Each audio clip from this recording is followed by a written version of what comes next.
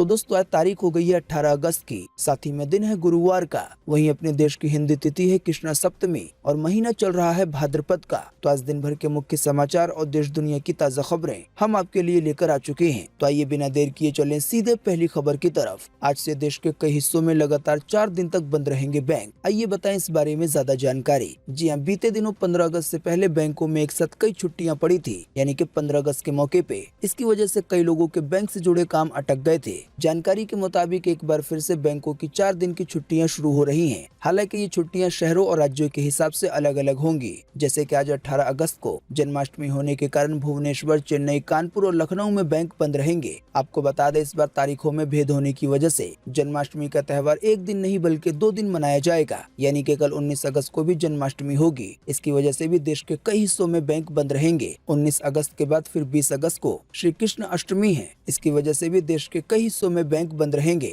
20 के बाद फिर 21 तारीख को आ जाएगा रविवार। तो इसकी वजह से जैसा कि आप जानते हैं देश भर में बैंक बंद रहेंगे। तो कुल मिलाकर हो गई ये 4 छुट्टियां। कई बार ऐसा भी देखा गया है कि जब लगातार बैंकों की छुट्टियां होती हैं तो कई बार एटीएम में भी कैश की किल्लत हो जाती है। आइए चलें अगली खबर की तरफ। यूक्रेन ने दिया भारत के लिए बड़ा बयान। कहा भारत रूस से सस्ता तेल नहीं बल्कि हमारा खून खरीद रहा है। जी हाँ, रूस और यूक्रेन में चल रहे युद्ध के बीच भारत लगातार रूस से तेल खरीद रहा है। भारत के ऐसा करने से अमेरिका समेत कई देश खुश नहीं है। ताज़ा जानकारी के मुताबिक अब इसी के बीच यूक्रेन के विदेश मंत्री रूस और भारत की ऑयल डील को लेकर बड़ी बात कही है। यूक्रेन के विदेश मंत्री ने कहा है कि रूस से जो भी तेल भारत पहुंचाया जा रहा है उसमें यूक्रेन के लोगों का खून मिला हुआ है, यानी कि उन्होंने ये बात एक ताने के तौर पर कही। हालांकि अब यूक्रेन को भारत के विदेश मंत्री ने उनकी बातों का जवाब दे दिया है। भारत के विदेश मंत्री ने सभी बातों को साफ करते हुए कहा कि हर देश अपने नागरिकों के हितों को देखता है और भारत भी ऐसा ही कर रहा है। यानी कि भारत अगर रूस से कच्चा तेल नहीं लेगा तो अंतर्राष्ट्रीय स्तर पर कच्चे तेल का दाम भारत को महंगा पड़ने लगेगा। इसकी वजह से देश के अंदर पेट्रोल डीजल और ज्यादा महंगे हो जाएंगे।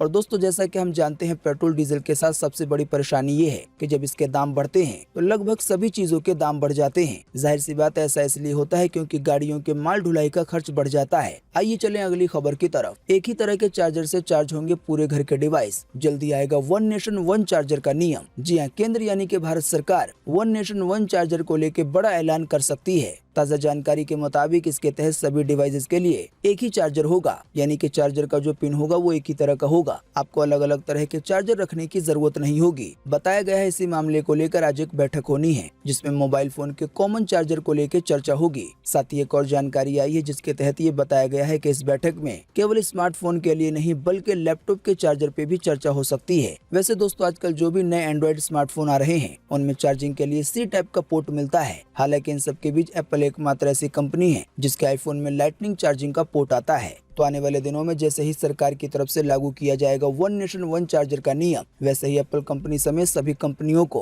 अपने फोन के अंदर वैसा ही चार्जिंग पोर्ट देना होगा जैसा कि भारत सरकार की तरफ से तय किया जाएगा। आइए चलें अगली खबर की तरफ। 6 करोड़ लोगों ने देश के ध्वज यानी कि तिरंगे के साथ सेल्फी लेके इंटरनेट पे किया था अपलोड। हालांकि अब इन झंडों को फेंकने का है खतरा। कहा गया है इसे कूड़े में ना डालें क्योंकि तिरंगे का अपमान करने पे हो सकती है 3 साल की जेल। जी हाँ, आजादी के अमृत महोत्सव के मौके पर हर घर तिरंगा अभियान में आपने भी अपने घर पे तिरंगा फहराया होगा। जाहिर बात है अब कई लोग इसे उतारने की सोच रहे होंगे। सबके लिए इसकी अलग अलग वजहें हो सकती हैं। तो इस तरह की सिचुएशन में एक बहुत बड़ी परेशानी खड़ी हो सकती है, यानी कि अगर देश के ज्यादातर लोग झंडे को उतारने लगेंगे या जिन झंडों के साथ उन्होंने सेल्फी ली है अगर उसे यहाँ वहाँ रखने लगेंगे तो बहुत हद तक मुमकिन है कि अपने देश के ध्वज यानी कि तिरंगे का अपमान हो। तो इन्हीं सब हालात को देखते हुए संस्कृति मंत्रालय की तरफ से इस बारे में गाइडलाइन जारी की गई है। तिरंगे उतारने को लेकर जो गाइडलाइन जारी की गई है उसमें बताया गया है कि तिरंगे को उतारने के बाद कैसे रखना है। बताया गया है तिरंगे को ऐसे तह लगाना है कि अशोक चक्र दिखाई दे। बाकी जैसा कि हमने आपको बताया अगर कोई तिरंगे का अपमान करता है तो उसे 3 साल तक की जेल हो सकती है। साथ ही में कुछ जुर्माना भी लगाया जा सकता है। आइए चलें अगली खबर की तरफ। विवाद खड़ा होने के बाद इंडियन रेलवे ने दी सफाई। कहा बच्चों के लिए टिकट की बुकिंग के नियमों में कोई बदलाव नहीं हुआ है। जी हाँ, भारतीय रेल ने बीते बुधवार को ये साफ कर दिया है कि ट्रेन से यात्रा करने वाले बच्चों के लिए टिकट की बुकिंग के नियमों में कोई बदलाव नहीं किया गया है। असल में अभी हाल ही में कुछ खबरों में ये दावा किया गया था कि 1 से 4 साल के बच्चे का भी अब टिकट लगेगा। जब ये बात सोशल मीडिया पे बहुत ज्यादा फैल गई तो इंडियन रेलवे ने सामने से आकर ये सफाई दी है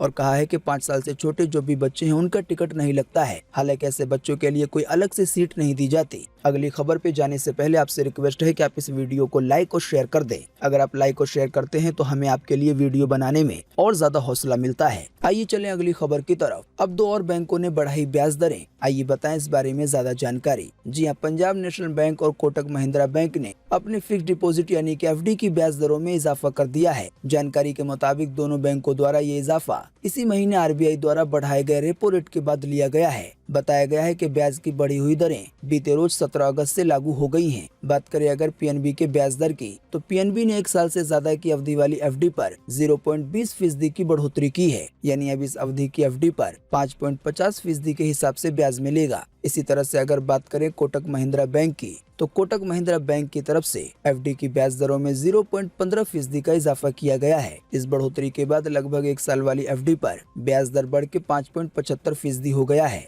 बाकी ज्यादा जानकारी के लिए आप बैंक के नजदीकी ब्रांच से संपर्क कर सकते हैं या इनके हेल्पलाइन नंबर पे कॉल कर सकते हैं। आइए चलें अगली खबर की तरफ। कोरोना के मामले बढ़ने पे डीजीसीए ने जारी की गाइडलाइन, नहीं माने तो एयरलाइन कर सकती है कड़ी कार्रवाई। मास्क लगाना फिर कर दिया गया है अनिवार्य। जी हां, देश में कोरोना वायरस के मामलों में तेजी से बढ़ोतरी हो रही है। दिल्ली, महाराष्ट्र समेत देश के कई राज्यों में कोरोना के मामलों में इजाफा देखने को मिल रहा है। कई राज्य सरकारों ने एक बार फिर से मास्क पहनना अनिवार्य कर दिया है। यानी कि अगर मास्क नहीं पहनेंगे तो चालान कट सकता है या कार्रवाई हो सकती है। वहीं अब ताज़ा जानकारी के मुताबिक इसी कड़ी में नागर विमानन महानिदेशालय यानी कि डीजीसीए ने हवाई यात्रा के लिए नई गाइडलाइन जारी की है। डीजीसीए के हवाले से न्यूज एजेंसी एएनआई ने बताया है कि कोरोना के मामलों में बढ़ोतरी को देखते हुए एयरलाइनों को ये सुनिश्चित करने की सलाह दी गई है कि यात्री यात्रा के दौरान फेस मास्क पहने। इसके साथ ही एयरपोर्ट और सभी सार्वजनिक स्थानों पर जहां पैसेंजर आते जाते हैं उन सभी जगहों को अच्छी तरह से सैनिटाइज किया जाएगा। बताया गया है डीजीसीए की तरफ से ये जो भी गाइडलाइन जारी की गई है, अगर कोई इसका पालन नहीं करेगा तो उसके खिलाफ सख्त कार्रवाई की जाएगी। देखें कोरोना को लेकर एक और खबर अगली खबर में। देश की राजधानी दिल्ली में एक बार फिर से मिले 1600 से ज्यादा नए मामले कोरोना वायरस के। वहीं इसी दौरान कोरोना के कारण 8 लोगों की हुई मौत। जी हां, देश की राजधानी दिल्ली में कोरोना के कम ज्यादा मामलों के बीच कोरोना से मरने वालों का आंकड़ा तेजी से बढ़ रहा है। वहीं दूसरी तरफ कोरोना और अन्य बीमारी से पीड़ित मरीजों की संख्या भी अस्पताल में लगभग 2 गुनी हो गई है। जैसा कि अभी हमने आपको बताया, बीते रोज बुधवार को यानी कि बीते 24 घंटे के दौरान एक बार फिर से कोरोना के 1600 से ज्यादा नए मामले सामने आए हैं। इसी दौरान कोरोना की वजह से 8 मरीजों की मौत हो गई है। बीते रोज संक्रमण दर लगभग 10% रहा, यानी कि हर 100 लोगों का टेस्ट करने पे लगभग 10 लोग कोरोना से संक्रमित निकल रहे थे। दोस्तों, आइए आपको अगली खबर में लगे हाथों बताते हैं कोरोना वायरस का ताज़ा अपडेट पूरे देश को लेकर सीधे भारत सरकार की अपनी वेबसाइट से। बीते रोज एक बार फिर से मिले 9000 से ज्यादा नए मामले कोरोना वायरस के। इसी दौरान देश भर में फिर गई 36 लोगों की जान कोरोना के कारण। जी हां, बीते रोज लगभग 24 घंटे में एक बार फिर से 9000 से ज्यादा नए मरीज मिले हैं कोरोना वायरस के। इन नए मरीजों के मिलने के बाद अब देश में एक्टिव केसों की संख्या 1,05,058 हो गई है। यानी कि अब देश में कोरोना के इतने मरीज रह गए हैं। साथ ही जैसा कि हमने आपको बताया, 36 लोगों की जान फिर गई है कोरोना के कारण देश भर में। हाँ, लेकिन अच्छी बात ये रही कि इसी दौरान 15,000 से ज्यादा लोग ठीक भी हुए हैं। तो इन सभी आंकड़ों के घटने बढ़ने के बाद कुल परिणाम ये रहा, 6000 से ज्यादा मामलों की कमी आई, जो कि बहुत अच्छी बात है। आइए चलें अगली खबर की तरफ। आज 18 अगस्त 2022 को पूरे देश में ये रहेगा मौसम का हाल। मौसम विभाग ने जारी किया है मौसम का पूर्वानुमान। जी हां, मौसम विभाग के अनुसार अगले 24 घंटे के दौरान यानी कि आज 18 अगस्त को राजस्थान में, कच्छ में, उड़ीसा में, साथ ही छत्तीसगढ़ में, पूर्वी मध्य प्रदेश के पश्चिमी हिस्सों में हल्की से मध्यम बारिश की संभावना है। इसके अलावा भी गुजरात के कुछ हिस्सों में, कोंकण में, गोवा में, तटीय कर्नाटका में, राजस्थान के कुछ हिस्सों में, जम्मू कश्मीर में, साथ ही हिमाचल प्रदेश के भी कुछ हिस्सों में आज हल्की से मध्यम बारिश हो सकती है। इसके अलावा भी मध्य प्रदेश के कुछ हिस्सों में, झारखंड के कुछ हिस्सों में, पश्चिम बंगाल में, पूर्व उत्तर भारत में, तेलंगाना में, अंडमान निकोबार द्वीप समूह में, साथ ही सिक्किम में, तमिलनाडु में और तटीय आंध्र प्रदेश में भी आज हल्की बारिश की संभावना है। इसके अलावा भी उत्तर प्रदेश में, बिहार में, आंतरिक कर्नाटका के 1-2 स्थानों पे आज हल्की बारिश की संभावना है। आइए चलें अगली खबर की तरफ। पंजाब पुलिस के एसआई को कार में बम से उड़ाने की थी साजिश। आवारा कुत्ते ने देवदूत बन के बचा ली जान। जी हां, 35 सेकंड का एक सीसीटीवी वीडियो सामने आया है और इस वीडियो ने अभी हाल ही में पंजाब पुलिस की नींद उड़ा दी थी। इस वीडियो की एक छोटी सी झलक आप भी देख सकते हैं अपनी स्क्रीन पर। रात करीब 2 बजे के इस वीडियो में मोटरसाइकिल पे बैठे 2 लोग नजर आते हैं।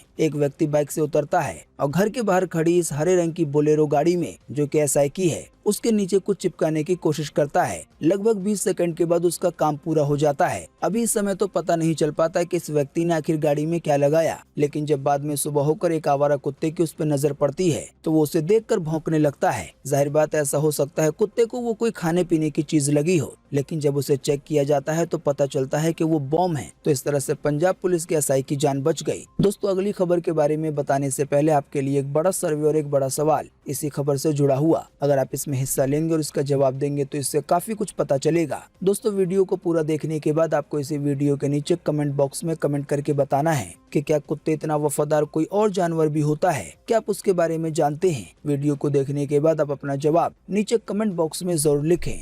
आइए चलें अगली खबर की तरफ। पीएम मोदी ने देखा दूरदर्शन का टीवी सीरियल स्वराज। 75 एपिसोड का है ये धारावाहिक। आइए बताएं इसमें ऐसा क्या खास है कि देश के कई बड़े नेताओं ने इसे देखा। जी हां, दूरदर्शन पे सीरियल स्वराज भारत के स्वतंत्रता संग्राम की समग्र गाथा शुरू हो गया है। इस सीरियल को दूरदर्शन पे शुरू करने से पहले अभी हाल ही में प्रधानमंत्री मोदी के लिए इसकी स्क्रीनिंग की गई, यानी कि पीएम मोदी को इसे दिखाया गया। अभी हाल ही में बीते बुधवार को पीएम मोदी ने अपने केंद्रीय मंत्रियों के साथ मिलकर पुस्तकालय भवन के सभाघर में इस सीरियल को देखा। जानकारी के मुताबिक ये स्वराज सीरियल 75 एपिसोड का एक सीरियल है जिसमें 15वीं शताब्दी के बाद से भारत के स्वतंत्रता संग्राम के गौरवशाली इतिहास को दिखाया जाएगा। इस सीरियल को दिखाने का उद्देश्य उन नायकों के जीवन और बलिदान के बारे में लोगों को बताना है, जिनके बारे में आज की पीढ़ी ठीक से नहीं जानती है और उन्हें पता नहीं है कि हमें ये आजादी आखिर कैसे मिली है। आप नहीं जानते हैं तो आपको बता दें, ये सीरियल हर रविवार को रात 9 बजे से 10 बजे तक दूरदर्शन के नेशनल टीवी पे टेलीकास्ट किया जाएगा। अभी हाल ही में 14 अगस्त को इसका पहला एपिसोड प्रसारित हुआ था। आइए चलें अगली खबर की तरफ। मनी लॉन्ड्रिंग केस में ईडी जैकलिन फर्नांडिस को आरोपी बनाएगी। आइए बताएं अधिक जानकारी। जी हां, एक्ट्रेस जैकलिन फर्नांडिस की मुश्किलें बढ़ गई हैं। जानकारी के मुताबिक ईडी यानी प्रवर्तन निदेशालय जैकलिन को 200 करोड़ रुपए के मनी लॉन्ड्रिंग केस में आरोपी बनाने की तैयारी में है। अभी हाल ही में अप्रैल के महीने में ईडी ने जैकलिन की 7 करोड़ से ज्यादा की संपत्ति को अटैच किया था। मीडिया रिपोर्ट्स के मुताबिक जो ताज़ा जानकारी आई है उसके मुताबिक ईडी का मानना है कि जैकलिन को शुरू से ही पता था कि इस केस का मुख्य आरोपी सुकेश चंद्रशेखर ठग है और वो जबरन वसूली करने वाला है। सुकेश और जैकलिन रिलेशन में थे। उनकी कई प्राइवेट फोटो अभी हाल ही में सोशल मीडिया पे वायरल हुई थी, जिसके बाद ईडी ने जैकलिन से पूछताछ की और अब दोनों की फोटोज को सबूत के रूप में रखा है। यानी कि सुकेश चंद्रशेखर वाला जो मनी लॉन्ड्रिंग का मामला है 200 करोड़ रुपए का, उसमें अब जैकलिन फर्नांडिस भी आरोपी बन सकती हैं। आइए चलें अगली खबर की तरफ। एंड्रॉइड 13 का अपडेट इन स्मार्टफोन को सबसे पहले मिलेगा। लिस्ट में शामिल है सैमसंग से लेके OnePlus तक के फोन। जी हां, इसी साल बीते मई के महीने में एंड्रॉइड 13 की घोषणा के बाद गूगल ने अब पब्लिक के लिए एंड्रॉइड 13 का अपडेट जारी कर दिया है। जानकारी के मुताबिक एंड्रॉइड के 13वें वर्जन में कई सारे बड़े बदलाव किए गए हैं। अभी हाल ही में सबसे पहले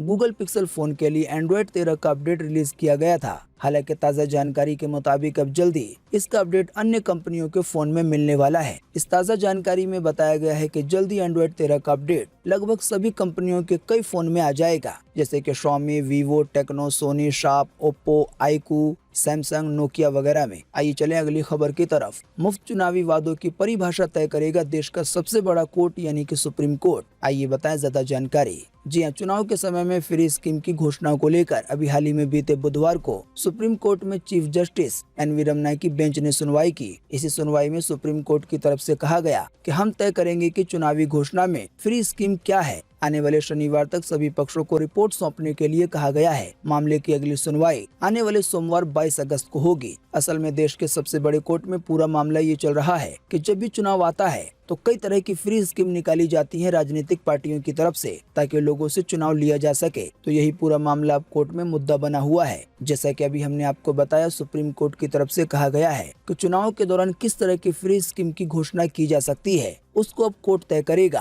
ताकि राजनीतिक पार्टियां लोगों को बहला फुसला ना सकें। हालांकि आखिरी फैसला क्या होगा, सोमवार को जब इसकी अगली सुनवाई होगी तब ज्यादा जानकारी मिल सकेगी। आइए चलें अगली खबर की तरफ। अजीत डोभाल की सुरक्षा में हुई चूक पे लिया गया बड़ा एक्शन। 3 कमांडो को किया गया बर्खास्त, वहीं डीआईजी और कमांडेंट का किया गया ट्रांसफर। अभी हाल ही में फरवरी के महीने में एनएसए के घर में घुसने की हुई थी कोशिश। जी हाँ, राष्ट्रीय सुरक्षा सलाहकार यानी कि NSA अजीत डोभाल की सुरक्षा में अभी हाल ही में हुई बड़ी चूक के मामले में CISF के 3 कमांडो को नौकरी से बर्खास्त कर दिया गया है। इसके अलावा DIG और कमांडेंट रैंक के 2 अफसरों को ट्रांसफर कर दिया गया है। गृह मंत्रालय ने अफसरों की जानकारी दी है। आपको बता दें, ये मामला फरवरी 2022 का है, जब एक संदिग्ध शख्स कार लेकर डोभाल के दिल्ली स्थित सरकारी आवास में घुसने की कोशिश कर रहा था। हालांकि मौके पे मौजूद सुरक्षा कर्मियों ने उसे गिरफ्तार कर लिया था। पकड़े जाने के बाद उसने कहा था कि उसकी बॉडी में चिप लगी है और उसे रिमोट से चलाया जा रहा है, लेकिन जब चेक किया गया तो उसकी बॉडी में ऐसा कुछ नहीं मिला। आपको बता दें, अजीत डोभाल देश के सुरक्षा सलाहकार हैं। इसके अलावा भी उनके नाम पे कई बड़े बड़े काम दर्ज हैं। इसी की वजह से वो बड़ी हाई सिक्योरिटी एरिया में रहते हैं। उन्हें Z+ की सिक्योरिटी दी गई है, लेकिन जब फरवरी के महीने में उनकी सिक्योरिटी में चूक हो गई तो शायद जांच वगैरह करने के बाद ये बड़ा एक्शन लिया गया है। आइए चलें अगली खबर की तरफ। रामदेव बाबा को हाईकोर्ट की फटकार, कहा लोगों को गुमराह न करें। अमेरिकी राष्ट्रपति बाइडेन के कोरोना पॉजिटिव होने को मेडिकल साइंस की नाकामी बताया था। जी हाँ, दिल्ली हाईकोर्ट ने अभी हाल ही में बीते बुधवार को योग गुरु बाबा रामदेव को उनकी बयानबाजी पे फटकार लगाई है। रामदेव ने कोविड वैक्सीन लगने के बाद भी अमेरिकी राष्ट्रपति जो बाइडेन के कोरोना संक्रमित होने को चिकित्सा विज्ञान की नाकामयाबी बताया था। यानी कि उन्होंने ये कहना चाहा कि इस मेडिकल साइंस के जरिए जो वैक्सीन बनाई गई है उसके लगने के बाद भी अमेरिका के राष्ट्रपति दोबारा कोरोना से संक्रमित हो गए। तो इसी पे अब कोर्ट ने कहा है कि जो ऑफिशियल जानकारी है उससे ज्यादा कुछ न कहें और अपने बयानों से लोगों को गुमराह न करें। दरअसल अभी हाल ही में एलोपैथी के खिलाफ बयान देने पर कई एलोपैथी डॉक्टरों के संगठनों ने रामदेव के खिलाफ मुकदमा दायर किया था। तो इसी की सुनवाई करते हुए दिल्ली हाई कोर्ट ने कहा कि हमारी 2 चिंताएं हैं। पहली ये कि मुझे आयुर्वेद का नाम बदनाम होने की चिंता है, और दूसरी ये कि रामदेव बाबा ने एक अंतर्राष्ट्रीय नेता का नाम अपने बयान में लिया। साथ ही कोर्ट ने कहा कि उन लीडर, उनके देश से हमारे संबंध है, ऐसे बयान देने की वजह से हमारे जो संबंध है वो प्रभावित हो सकते हैं। असल में बाबा रामदेव का ये पूरा मामला है आयुर्वेद और एलोपैथी का। एलोपैथी को आप आसान सी भाषा में ऐसे समझ सकते हैं कि एलोपैथी में अंग्रेजी दवाइयों द्वारा इलाज किया जाता है, और आयुर्वेद के बारे में तो आप जानते ही होंगे। आइए चलें अगली खबर की तरफ। छुट्टियां खत्म होते ही धड़ाम हुई लाल सिंह चड्ढा मूवी। बीते मंगलवार को कमाए केवल 2 करोड़ रुपए। कई सिनेमा हॉल में तो केवल 10 से 15 लोग फिल्म देखने पहुंचे। इसी की वजह से शो ही कैंसिल करना पड़ा। जी, आमिर खान की लाल सिंह चड्ढा और अक्षय कुमार की रक्षाबंधन दोनों ही फिल्मों के बॉक्स ऑफिस कलेक्शन में 6वें दिन यानी कि अभी हाल ही में मंगलवार को बड़ी गिरावट देखने को मिली। अभी हाल ही में हमने आपको बीते रोज के मुख्य समाचार में बताया था कि दोनों ही फिल्में तगड़े घाटे में चल रही हैं, यानी कि ये फिल्में अभी तक अपना बजट भी नहीं निकाल पाई हैं। अब जो ताज़ा जानकारी आई है उसमें ये बताया गया है कि अभी हाल ही में मंगलवार को कई सिनेमा हॉल तो ऐसे थे जहां पे फिल्म देखने के लिए केवल 10 से 15 लोग गए। इसी की वजह से शो तक कैंसिल करना पड़ा, यानी कि दोनों ही फिल्में बुरी तरह से फ्लॉप हुई हैं। आइए चलें अगली खबर की तरफ। राजू श्रीवास्तव को 4 दिन से है 100 डिग्री बुखार, 8 दिन से है कोमा में। इन्फेक्शन से बचाने के लिए परिजनों की ICU में एंट्री कर दी गई है बंद। जी हाँ, दिल्ली एम्स के ICU में भर्ती राजू श्रीवास्तव को 8वें दिन भी होश नहीं आया है। उन्हें 10 अगस्त को हार्ट अटैक पड़ने के बाद दिल्ली एम्स में भर्ती कराया गया था। ताज़ा जानकारी में बताया गया है कि डॉक्टरों के मुताबिक 4 दिन से उन्हें 100 डिग्री सेल्सियस बुखार बना हुआ है। इन्फेक्शन के खतरे को देखते हुए परिवार वालों की ICU में एंट्री बंद कर दी गई है। अभी हाल ही में बताया गया था कि राजू श्रीवास्तव का जो दिमाग है वो रिस्पॉन्स नहीं कर रहा है, यानी कि वो कोमा में चले गए हैं। आइए चलें अगली खबर की तरफ। जयपुर में महिला टीचर को जिंदा जलाया गया। जलाने का लाइव वीडियो सोशल मीडिया पे हुआ है वायरल। जी हाँ, राजस्थान में एक महिला टीचर को कुछ लोगों ने जिंदा जला दिया। करीब 7 दिन पहले इस वारदात का वीडियो आज सामने आया है। जानकारी के मुताबिक ये भयानक मामला राज्य के किसी दूर दराज का नहीं बल्कि जयपुर के पास का है। जिस महिला को जलाया गया उसका कसूर केवल इतना था कि वो आरोपियों से काफी दिन से अपने ही उधार दिए हुए पैसे मांग रही थी। बुरी तरह से झुलसी महिला टीचर ने अभी हाल ही में मंगलवार देर रात SMS हॉस्पिटल में दम तोड़ दिया। जानकारी के मुताबिक महिला को जिंदा जलाने का मामला बीते 10 अगस्त का है। तो दोस्तों, आज 18 अगस्त 2022 की यही मुख्य समाचार और बड़ी खबरें थी। उम्मीद करते हैं इससे आपको काफी कुछ जानकारी मिली होगी। हम बस इसके बदले में आपसे इतना ही चाहते हैं कि आप इस वीडियो को लाइक कर दें और शेयर कर दें, क्योंकि आपका लाइक और शेयर करना ही होता है हमारी मेहनत का फल। वीडियो देखने के लिए आपका बहुत बहुत धन्यवाद। Thanks for watching.